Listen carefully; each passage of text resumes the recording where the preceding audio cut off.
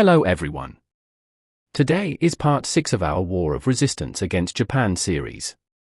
In this episode, I will talk about the Blockhouse. To the northwest of our village lies a piece of land known as Poutai, literally, cannon platform. Why is it called Poutai? Because during the War of Resistance against Japan, a Japanese blockhouse once stood on this site. The blockhouse was located about 1 mile from our village. At that time, our village was designated as a protected village under Japanese control, while the neighboring village was under the influence of the 8th Route Army. The Japanese constructed this blockhouse to seal off the 8th Route Army's base area, restrict its movement toward the county town, and serve as a forward defensive position protecting the Japanese-occupied county seat. These blockhouses posed a serious obstacle to the 8th Route Army. Any attempt to advance toward the county town required first capturing or neutralizing the blockhouses along the route. Built on elevated ground, the blockhouse commanded the roads between our village and the neighboring village, allowing Japanese and puppet troops inside to control movement in the area. An 8th Route Army platoon leader was killed in action west of our village by fire from the blockhouse.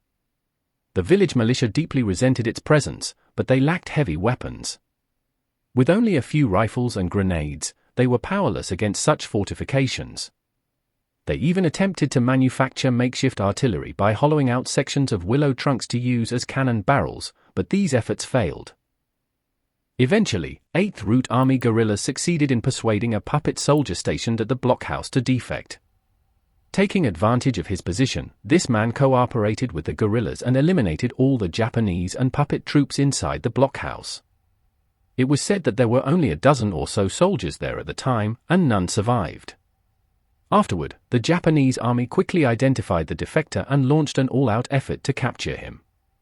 I do not remember his real name, so I will simply refer to him as so-and-so. His family lived in territory controlled by the 8th Route Army, which made it difficult for the Japanese to seize him directly.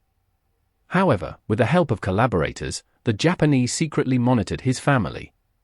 Once so-and-so returned to the village, he would have no chance of escape. Sure enough, one day, driven by concern for his family, he entered the village and was immediately captured. He was taken to the county town, and along the way, a Japanese squad leader cut off one of his ears. Upon arrival in the town center, the Japanese army, enraged by their losses, tied him to a pillar and executed him by slow slicing, a brutal form of torture. In the early stages of the War of Resistance, the 8th Route Army was still relatively weak and relied mainly on guerrilla warfare. The Japanese army, on the other hand, was arrogant and aggressive, quickly rebuilding destroyed blockhouses. Puppet troops and traitors, emboldened by Japanese backing, fired indiscriminately from these fortifications, inflicting great suffering on nearby villagers. In the later stages of the war, the 8th Route Army gradually grew stronger, while Japan's defeat became increasingly inevitable. Although the Japanese army remained brutal, collaborators became far more restrained. After Japan's surrender, Japanese and puppet troops stationed in the blockhouses ceased resistance. Almost overnight, the 8th Route Army dismantled all remaining blockhouses.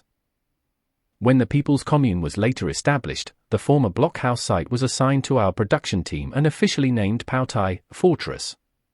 By the time I worked there in the 1970s, it had become nothing more than an ordinary hillside, with no visible trace of the blockhouse that once stood there.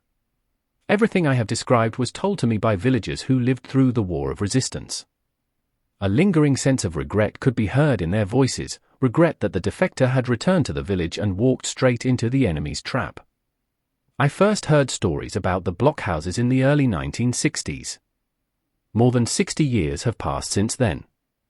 Many details have faded from my memory, but two things remain vivid: the brutal execution of the defected puppet soldier, and the death of the 8th Route Army platoon leader west of our village, killed by blockhouse fire.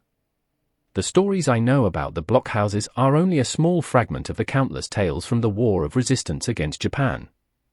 If anyone knows true stories from that period and is willing to share them, please contact this channel. That's all for today.